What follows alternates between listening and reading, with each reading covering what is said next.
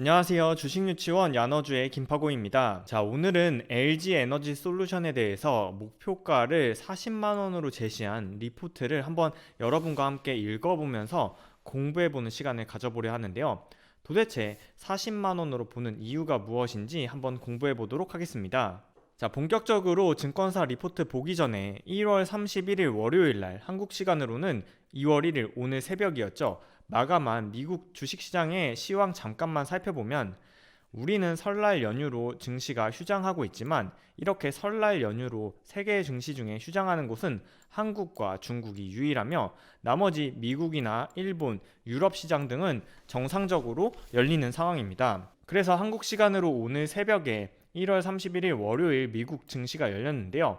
나스닥이 무려 3.4%, S&P는 1.8%, 다우지수는 1.17%로 상승해서 마감했습니다. 자, 그래서 어제 월요일날 나스닥이 이렇게 급등한 이유가 뭔지 조금 찾아보니까 먼저 1.8% 안팎에 머물던 미국 10년물 금리가 어제 1.77%까지 떨어졌고 1.22%에 달했던 2년물 수익률도 1.15%로 내려가면서 최근 급격하게 올라갔던 미국 국채의 금리 상승세가 제동에 걸리면서 인플레이션도 이제 어느 정도 잡히는 게 아닌가 하는 참가자들의 기대 속에서 반발 매수세가 들어온 것으로 보입니다. 다만 아직도 시장에서는 페드의 긴축 정책이 시장의 예상보다 더욱 매파적으로 작동할 수 있다는 두려움과 페드의 긴축 말고도 불확실성인 러시아와 우크라이나의 전운이 아직도 주식시장에는 조금 불확실성으로 존재하고 있는 상황인데요. 다행히 어제 나스닥이 3.4% 반등할 때 테슬라 역시 10.6% 상승하면서 반등에 성공했죠. 이러한 나스닥과 테슬라의 반등이 2월 2일 수요일까지 지속이 된다면 설 연휴가 지난 이후에 개장할 국내 증시에도 긍정적으로 작용할 수 있습니다. 자, 그럼 오늘 영상의 본격적인 주제인 LG에너지 솔루션 목표가 40만원으로 제시한 증권사의 리포트를 조금 더 자세히 살펴보도록 하겠습니다. 지난번 영상에서 최근에 발표된 증권사의 리포트는 크게 적용하는 에비타의 시점을 2023년에서 2025년인 먼 미래로 적용할 것이냐, 아니면 2022년에서 2021년인 단기적인 시각에서 바라볼 것이냐와 경쟁사인 CATL 대비해서 멀티플을 할증할 것이냐, 할인할 것이냐에 따라서 두 가지로 성격을 나눠볼 수 있다고 이야기 드렸었는데요. 오늘 영상에서는 목표 주가를 낮게 제시한 유안타증권, 삼성증권, SK증권의 보고서를 읽어보면서 그 이유가 무엇인지 공부해보는 영상입니다. 자, 오늘 살펴볼 유안타, 삼성, SK증권의 리포트는 각각 6쪽과 21쪽, 18쪽인데요. 총 합하면 45페이지나 되는 분량입니다. 아마 많은 분들이 이러한 증권사 리포트 어디서 보는지 궁금해하실 텐데요. 증권사 리포트는 먼저 각 증권사의 홈페이지에 가시면 확인하실 수 있습니다. 삼성증권의 예시를 들어드리면 투자정보란에 이 리서치 리포트란에 국내 주식 기업 리포트에 가시면 삼성증권 애널리스트들이 작성한 국내 기업 분석 리포트를 확인할 수 있습니다. 자, 또한 네이버에서 환경 컨센서스라고 검색을 하시면 환경 컨센서스에서 무료로 기업 리포트를 제공하고 있는데요. 다만 여기에서는 모든 리포트가 다 올라오는 건 아니며 일부 리포트만 검색이 된다는 점을 유의하시기 바랍니다. 자, 그럼 본격적으로 리포트 한번 확인해 보겠습니다. 오늘 가장 깊게 분석해 볼 보고서는 바로 1월 26일 날 발표된 유안타증권의 황규현 연구원 보고서인데요. 황규현 연구원은 이 보고서에서 LG에너지 솔루션의 목표 주가를 39만원에서 51만원으로 제시했죠. 자, 목표 주가를 어떠한 근거로 제시했는지 하나씩 자세히 살펴보도록 하겠습니다. 자, LG에너지 솔루션의 목표 주가를 계산하기 위해서는 실적을 추정해야 하는데요. 이러한 실적 추정이 어떠한 논리로 진행됐는지 하나씩 자세히 살펴보면 먼저 첫 번째, 글로벌 자동차 판매량에 대해서 추정을 해야 합니다. 이런 글로벌 자동차 판매량을 보면 2021년 작년이죠. 작년에는 7,700만 대가 전 세계적으로 팔렸는데요. 이 중에서 전기차가 차지하는 판매 비중이 7.6%였고 이렇게 판매된 전기차가 약 589만 대였습니다. 자, 이렇게 전기차의 판매량과 판매 비중을 추정하면 그 다음 이러한 전기차에서 필요로 하는 전기차용 배터리 수요를 확인할 수 있으며 ESS 에너지 저장 시스템용 배터리와 IT용 배터리 수요들을 각각 추정해야 LG에너지 솔루션의 매출액을 추정할 수 있습니다. 이렇게 LG에너지 솔루션의 매출액을 추정하고 나면 영업이익률을 추정해서 추정된 영업이익에 유무형자산 감가상각비를 더하면 에비타를 계산할 수 있는데요. 유한타증권 황규현 연구원은 LG에너지솔루션이 2021년에 매출액 16조 4천억 원을 기록했는데 2022년에는 23조 3천억 원으로 증가하게 되는데, 이렇게 매출액을 추정할 때 전기차용 배터리의 글로벌 점유율을 23%로 고정한 것을 확인할 수 있습니다. 즉 황규현 연구원은 LG에너지솔루션이 앞으로 커나갈 전기차 배터리 시장에서 글로벌리 23%의 점유율을 차지할 거라고 중요하게 가정한 것을 확인할 수 있고, 또한 전기차 판매량은 2022년 올해부터 2023년, 2024년, 2025년 다 추정치인데요.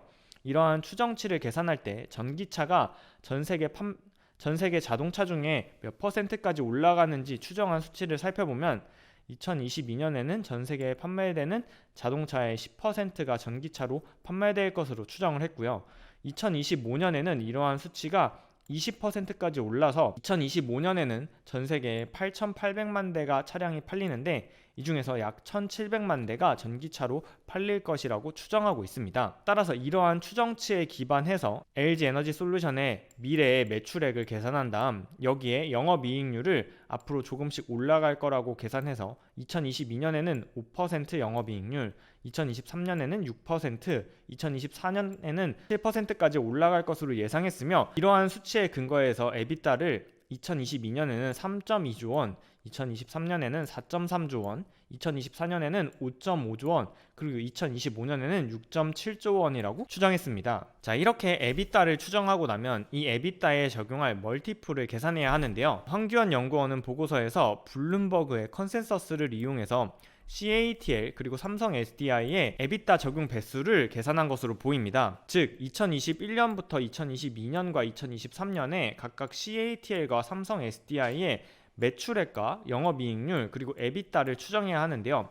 이러한 추정은 매우 어렵기 때문에 블룸버그에서 나타난 전 세계 증권사의 애널리스트들이 작성한 예상 수치의 평균치, 즉 컨센서스를 이용해서 미래의 추정 손익을 계산한 다음에 이를 현재 주가 수준으로 계산해서 멀티플을 계산하는 거죠. 따라서 블룸버그 컨센서스에 따르면 현재 CATL은 2022년 기준으로는 에비타 멀티플이 38배, 2023년 기준으로는 25.8배를 기록하고 있으며, 삼성 SDI는 2022년 기준으로는 17배, 2023년 기준으로는 14배에 거래되고 있다는 계산이 나옵니다. 지금까지 살펴본 미래 실적 추정치와 적용 멀티플을 곱하면 목표 주가가 계산이 되는데요.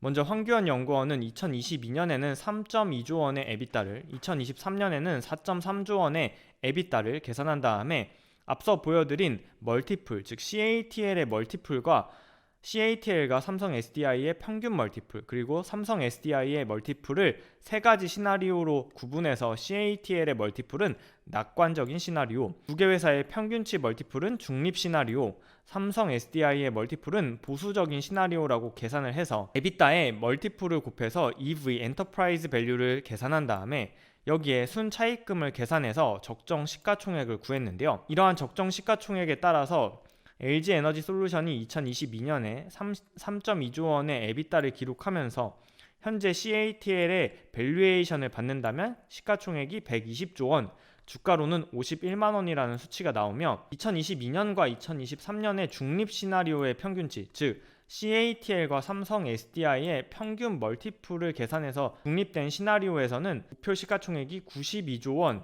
주가로는 39만 원이라서 이러한 근거에 따라서 황규현 연구원은 39만 원에서 51만 원을 LG에너지솔루션의 목표가로 제시를 한 것입니다. 제가 이러한 수치를 자세히 확인하다가 조금 이상했던 점이 EV/EBITDA에서 적정 시가총액을 구할 때는 엔터프라이즈 밸류, 기업의 가치, 즉 시가총액에서 순차익금을 더해줘야 적정 시가총액을 계산하는 건데, 해당 보고서에서는 EV에서 순차익금을 뺀 것을 확인할 수 있습니다. 여기서 간단하게 EV EBITDA 밸류에이션에 대해서 아주 간단하게만 설명을 드리면, 기업의 가치를 시가총액에다 순차익금을 더해서 계산을 해야 하는데요.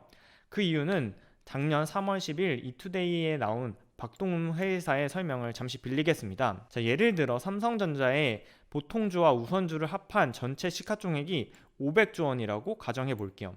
그럼 내가 만약에 현금 500조 원이 있으면 삼성전자를 통째로 살 수 있습니다.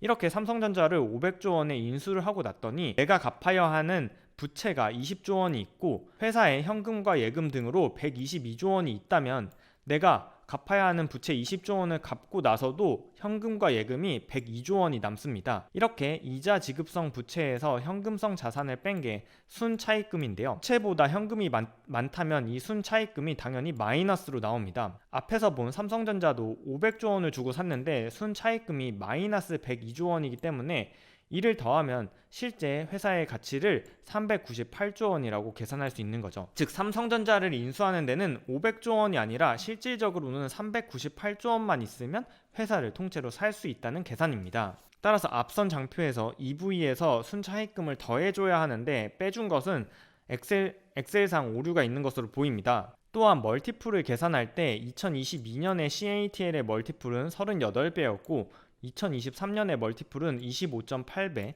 삼성 SDI의 경우에는 17배와 14배였는데요.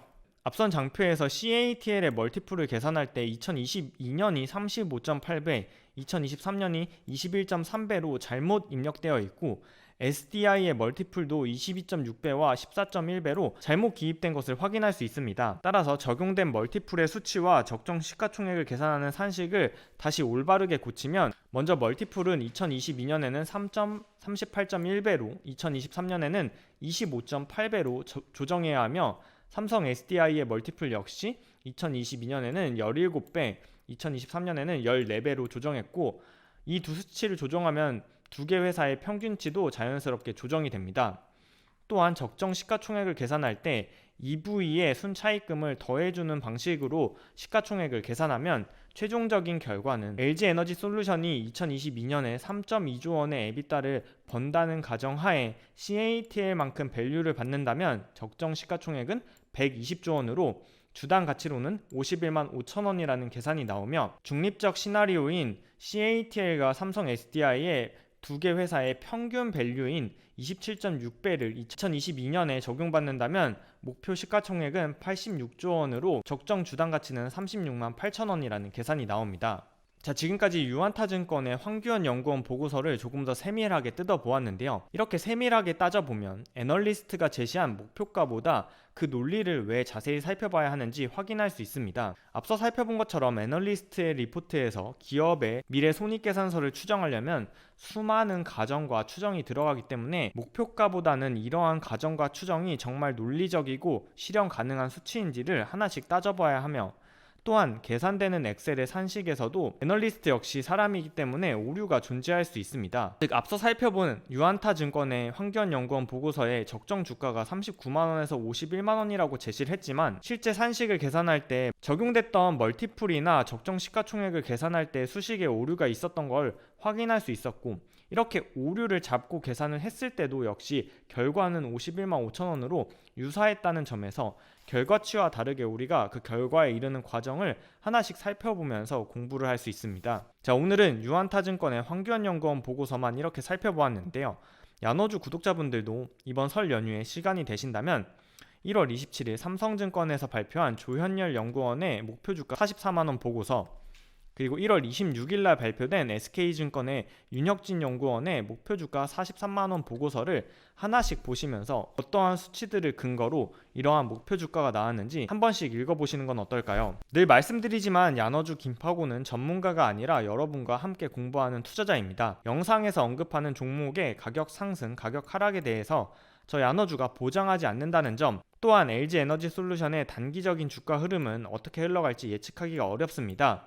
이는 지난번 영상에서 이야기드린 것처럼 주식시장에 참여하는 수많은 사람들은 서로가 다른 투자기관과 관점, 밸류를 가지고 있기 때문입니다. 자, 오늘은 설 연휴를 맞이해서 LG에너지솔루션의 목표가가 가장 낮았던 유안타증권의 리포트를 같이 공부해보는 시간을 가졌습니다. 영상 인트로에 설명드린 것처럼 LG에너지솔루션의 목표 주가를 60만원 이상으로 보았던 증권사의 경우에는 보다 장기적인 관점에서 CATL 대비 할증해서 밸류에이션을 적용했는데요. 이러한 목표 주가를 높게 바라보았던 증권사의 리포트도 야너주와 함께 공부하고 싶으시다면 댓글로 의견을 남겨주세요. 같이 공부하고 싶다는 댓글이 많다면 저 야너주가 2탄으로 해당 영상도 준비해볼 예정입니다. 자, 오늘도 설 연휴에 함께 해주신 여러분 감사드리며 저 야너주 김파고는 다음 영상에서 다시 인사드릴게요. 야너주와 함께 공부하실 분들은 채널 구독 및 영상 알림 설정 부탁드립니다. 그럼 다음 영상에서 만나요. 안녕.